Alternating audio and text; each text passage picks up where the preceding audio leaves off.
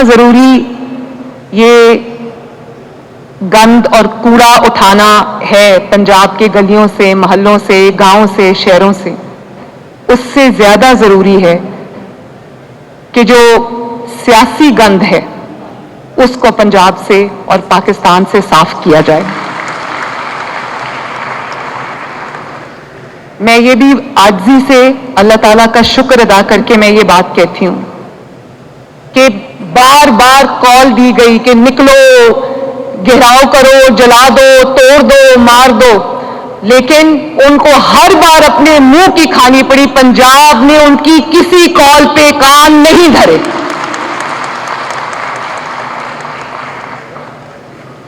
پنجاب میں کسی بھی شہر میں آپ کو بالکل آنےسٹلی یہ بتا رہی ہوں، پنجاب میں کسی بھی شہر میں 2 درجن سے زیادہ میں نے لوگ نکلتے نہیں دیکھے۔ اور پی ٹی آئی کے ایک رہنما ہیں سلمان اکرم راجہ صاحب، انہوں نے کہا کہ میں لاہور کی سڑکوں پہ پھر رہا ہوں اور یہاں پر کسی کو جمع نہیں ہونے دیا گیا۔ بھئی جب لوگ آتے ہیں اور لاہور سے باہر کسی کو جانے نہیں دے رہے، بھئی جب لوگ اکٹھے ہو کے آتے ہیں ان کو روکنا نہ کسی کی پولیس کے بس کا کام ہے، نہ کسی انتظامیہ کے بس کا کام ہے، نہ کسی حکومت کے بس کا کام ہے۔ بھئی جب کوئی نکلا ہی نہیں تو آپ کو نظر کیسے آئے گا؟ اور یہ کوئی کوئنسیڈنس نہیں ہے کہ ان کی ہر کال بری طرح پٹ گئی ہے، فیل ہوئی ہے۔ یہ کوئی کوئنسیڈنس نہیں ہے، اس کی ایک وجہ ہے جو مجھے سمجھ آتی ہے، جو آپ کو بھی سمجھ آتی ہوگی۔ جب لوگ تنگ ہوتے ہیں، بے چین ہوتے ہیں، بے آرام ہوتے ہیں، ان کی زندگیوں میں تکلیف ہوتی ہے، پریشانی ہوتی ہے، تو لوگ نکلتے ہیں۔ میں نے خود 4 سال سڑکوں پہ، گلیوں میں، محلوں میں عوام کے ساتھ گزارے ہیں، جلسے جلوس میں گزارے، تو دنیا رات کو 4 بجے بھی امڑ کے آتی تھی، ان کو روک نہیں سکتا تھا کوئی۔ لیکن آج یہ بات بڑی سننے کو ملتی ہے کہ ہم نے تو ان کو جلسے اور جلوسوں کی اجازت دی، یہ ہمیں جلسے جلوسوں کی اجازت نہیں دیتے۔ ہم نے 5-6 سال جلسے بھی کیے، جلوس بھی کیے، ہفتے میں کئی بار کیے۔ کوئی ہاتھ اٹھا کے یہ کہہ دے کہ مریم نواز کے یا مسلم لیگ نون کے یا پی ڈی ایم کے کسی جلوس میں کسی نے ایک گملہ بھی توڑا ہو۔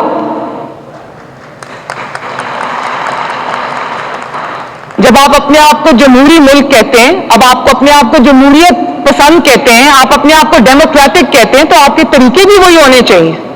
ڈیموکریسی میں آپ ظلم بھی برداشت کرتے ہیں، اس ظلم کے خلاف احتجاج بھی کرتے ہیں، آواز بھی اٹھاتے ہیں، لیکن آپ وائلنس کو ریزورٹ نہیں کرتے۔ کوئی مریم نواز نے کوئی دیوار توڑی، کوئی شیشہ توڑا، کہیں آگ لگائی، کوئی میٹرو بس کا جنگلہ توڑا، کہیں خدا نخواستہ کسی اسٹیٹ انسٹیٹیوشن کے کسی اسٹیبلشمنٹ کو آگ لگائی، کوئی نہیں یہ کہہ سکتا، کیونکہ مریم نواز ایک جمہوری کارکن تو ہو سکتی ہے، مریم نواز ایک تشدد پسند پاکستانی نہیں ہو سکتی،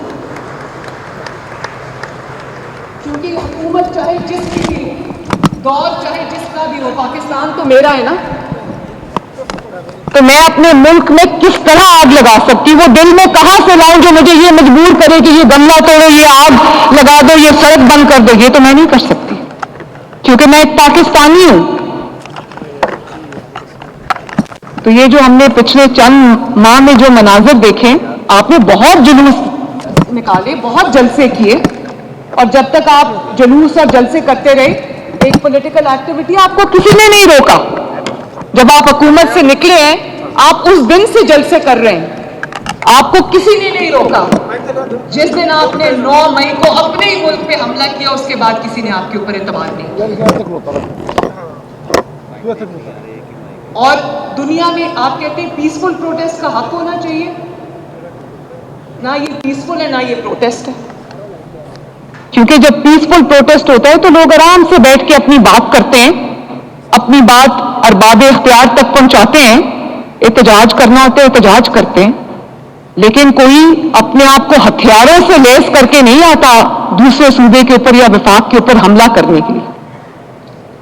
میں ابھی 2-3 دن پہلے سی ایم ایچ پنڈی گئی، جو 24 تاریخ کے جو بلوے ہوئے تھے، میں اس کو احتجاج نہیں کہوں گی، وہ بلوے تھے، وہ اٹیک تھا فیڈریشن کے اوپر، فیڈرل گورنمنٹ کے اوپر، پنجاب کے اوپر۔ تو میں جب گئی سی ایم ایچ، تو ایک ہی لائن میں سی ایم ایچ میں ایک ہی لائن میں زخمی رینجرز بھی پڑے ہوئے تھے اور اسی لائن میں زخمی پنجاب پولیس کے آفیسرز اور جوان بھی پڑے ہوئے تھے. میں آپ کو آنیسٹلی بتا رہی ہوں, آن اوتھ یہ بات میں کرتی ہوں کہ جو کچھ میں, کیونکہ مجھے منٹ ٹو منٹ رپورٹ آتی ہے, جو کچھ میں پنجاب پولیس کے آئی جی صاحب سے سن چکی تھی, اپنی گورنمنٹ سے, اپنی ایڈمنسٹریشن سے سن چکی تھی, وہ کم تھا. جب میں اس وارڈ میں انٹر ہوئی تو میں نے جب ان سے وہ باتیں سنی, آپ یقین مانیں مجھے سمجھ نہیں آ رہی تھی کہ میں روؤں یا کس دیوار میں اپنا سر ماروں. کیونکہ ایک ایس پی صاحب جو تھے, پہلے میں ان کے پاس گئی تو ان کے سر پہ پٹیاں بندھی ہوئی تھی, ان کی آنکھ جو تھی وہ ضائع ہونے کے قریب تھی, پوری آنکھ میں بلیڈنگ تھی. تو میں نے ان کو پوچھا, ایس پی صاحب کیا ہوا آپ کو؟ تو کہنے لگے کہ انہوں نے مجھے گھیر لیا پی ٹی آئی کے لوگوں نے, اور انہوں نے کیلوں والے ڈنڈے سے انہوں نے میرے سر پہ اس موب نے اٹیک کیا اور میرے اسکل فریکچر ہو گئی ہے. ان کی سرجری ہوئی تھی, ان کی اسکل فریکچر ہوئی تھی, ان کی بازو اور ٹانگوں کی ہڈیاں ٹوٹی ہوئی تھیں. دنیا میں کون سا پیسفل پروٹیسٹ ہے جس میں یہ ہوتا ہے, اور دنیا کے کون سے مہذب ملک میں ایسا ہوتا ہے؟ اور اس کے بعد جب میں رینجرز کے پاس گئی تو جو رینجرز کا ایک جوان تھا, اس نے بھی مجھے یہی کہا. میں نے کہا آپ کے سر پہ پٹی بندھی, تو ڈاکٹر نے بتایا کہ اس کی اسکل بھی فریکچر ہوئی ہے, اس کا برین بھی ڈیمیج ہوا ہے کیونکہ اس کو کیلے والے ڈنڈوں سے لوگوں نے مارا. اور ایک پولیس آفیسر تھا, اس کے یہاں سے گولی لگی تھی اور پیچھے سے نکل گئی, اللہ تعالیٰ نے اس کی جان بچا لی. میں وہاں پر درجنوں پولیس آفیسرز کے پاس گئی, جوانوں کے پاس گئی جو زخمی حالت میں وہاں پر پڑے تھے, رینجرز کے لوگ جو جوان ہیں ان کے پاس گئی. کوئی ایسا ان میں نہیں تھا جس کی ٹانگوں کی ہڈیاں نہ ٹوٹی ہوں, جس کی بازو کی ہڈیاں نہ ٹوٹی ہوں, اور جس کا سر نہ ٹوٹا ہو, جس کی آنکھیں ضائع نہ ہوئی. اس کو آپ پیسفل پروٹیسٹ کہتے ہیں, آپ کو شرم آنی چاہیے. اور پھر ہمارا ایک پولیس کا جوان شہید ہوا, 4 رینجرز جو ہیں وہ شہید ہوئے. کیوں؟ کیونکہ ایک ماسٹر مائنڈ جو اڈیالہ جیل میں بیٹھا, اس سے جیل نہیں کاٹی جا رہی. ہم نے بھی جیلیں کاٹی ہیں.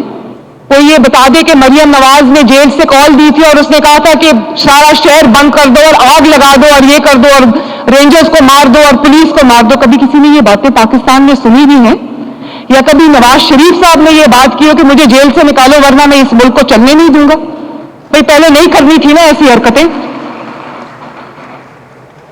اور پھر ایک تو پولیس والوں کو شہید کیا, 170 سے زائد پولیس والا آج بستر پہ پڑا ہے, انجرڈ ہے, سر ٹوٹے ہوئے ہیں, بازو ٹوٹے ہوئے ہیں, ہڈیاں ٹوٹی ہوئی ہیں.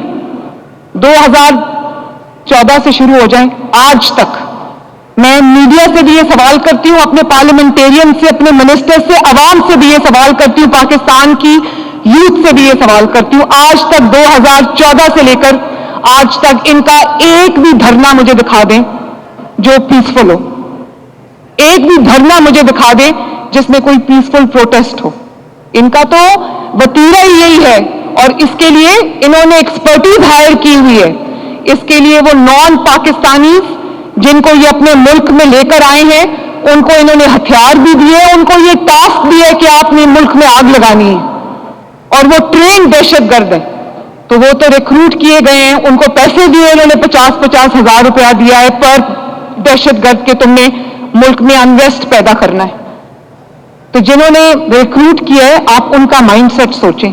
وہ انفارچونیٹلی خیبر پختونخوا کی حکومت ہے, جو خیبر پختونخوا کے عوام, جو غیور عوام ہے خیبر پختونخوا کے, جو پٹھان ہیں, پختون بھائی ہیں ہمارے, ان کے جو رزق ہے, ان کی جو علاج کا پیسہ ہے, ان کی جو تعلیم کا پیسہ ہے, ان کی جو انفراسٹرکچر کا پیسہ ہے, سارا وہ دہشت گردوں کو دے رہے ہیں کہ ملک میں آگ لگاؤ. میں نہیں مان سکتی کہ خیبر پختونخوا کا میرا کوئی بھائی یا بہن اس سے اگری کرتا ہوگا, کیونکہ ملک تو ہم سب کا ہے. ہم پنجابی, پختون, پٹھان, سندھی, بلوچی بعد میں ہیں, ہم پاکستانی سب سے پہلے, اور پاکستانی کے طور پہ مریں گے. اور پولیس والوں کو شہید کیا, سیدھی گولیاں چلائیں, اور یہ رائفل سے, پستولوں سے لیس تھے. انہوں نے سیدھا, میں نے ایک جس کو گولی لگی تو میں یہ سمجھی کہ کہیں بلائنڈ کوئی گولی آئی اور اس کو لگی ہے. میں نے اس پولیس والے سے پوچھا کہ آپ کو کہیں آس پاس پہاڑ سے کہیں گولی آئی ہے جو آپ کو نظر نہیں آئی؟ کہتا میڈم پوائنٹ بلانک رینج سے میرے سامنے کھڑے ہو کے پی ٹی آئی کے پروٹیسٹر نے مجھے گولی ماری. یہ کبھی کسی نے پاکستان کی 76 سال کی تاریخ میں کبھی سنا؟ میں نے کبھی نہیں سنا. ہم نے سیاسی مخالفت بھی دیکھی ہے, ہم نے ایک دوسرے کے ساتھ ٹکراؤ بھی دیکھا ہے, لیکن اس حد تک معاملات کو کوئی نہیں لے کر گیا. اور پھر آپ نے پولیس کو شہید کیا اور رینجرز کو گولیاں ماری, پوائنٹ بلانک رینج سے گولیاں ماری, اور آپ نے جھوٹ بولا کہ ہمارے اتنے لوگ مر گئے. یہ پولیس کی جو زخمی ہے, آپ مجھے کہیں میں آپ کو ان کی ویڈیوز دکھا دیتی ہوں, ان کے پھٹے ہوئے سر دکھا دیتی ہوں, ان کی ٹوٹی ہوئی ہڈیاں آپ کو دکھا دیتی ہوں. رینجرز کے جنازے اٹھے, پولیس کے جنازے اٹھے, پوری دنیا نے دیکھے اپنی سکرینز پر. یہ کون سی ان کی لاشیں جن کو کسی نے دیکھا ہی نہیں؟